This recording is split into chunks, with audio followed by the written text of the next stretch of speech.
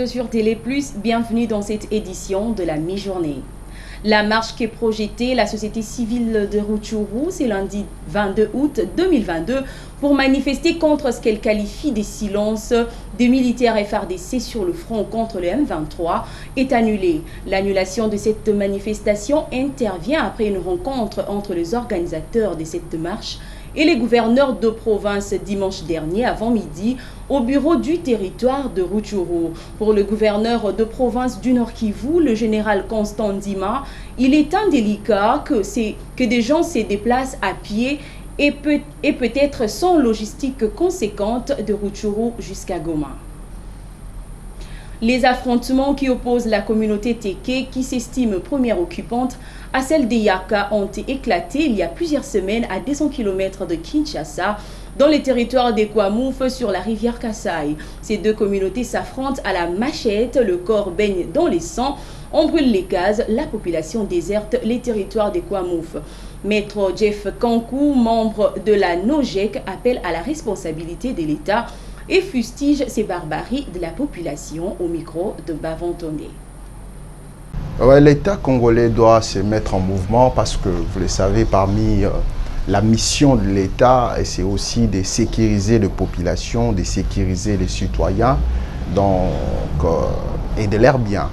Et ce qui se passe au niveau du province de Mai-Ndombe, précisément dans les territoires des Kwamout, l'État congolais doit s'actionner de manière le plus urgente pour éviter ce qui est arrivé lors des affrontements au niveau de Yumbi.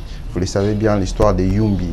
C'était aussi des pareilles guerres ethniques, de problèmes de terre. Et l'État, dans sa mission régalienne de protéger, de garder, de rassurer la sécurité, moi j'appelle ici l'État congolais par l'entremise du ministre de l'Intérieur qui veille sur les territoires, de mettre de l'ordre. Si ces chefs coutumiers-là ne méritent pas d'être nommés comme chefs coutumiers, qu'on les mette de côté et puis qu'on donne la responsabilité à celui qui en est le natif. En fait, c'est ça, parce que vous savez, en termes de tribus, il faut éviter qu'il y ait ces confusions-là, parce que je suivi lors des différentes interventions dans les différentes émissions, que ce sont des non-originaires qui veulent s'accaparer du territoire des Kwamuntu.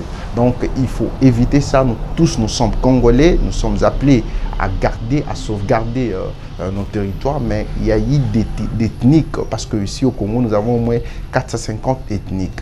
Que l'État congolais s'actionne par l'entremise de son ministre des Finances, plutôt de l'Intérieur, pour assurer la sécurité à nos compatriotes de la province de Yumbi.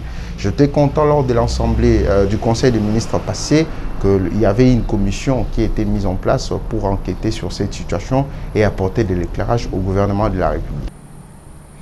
Dans l'est de l'Afghanistan, au moins 20 personnes sont mortes et plus de 3000 habitations ont été détruites lors des inondations subites provoquées par de fortes pluies, ont fait savoir dimanche dernier des responsables de ces pays.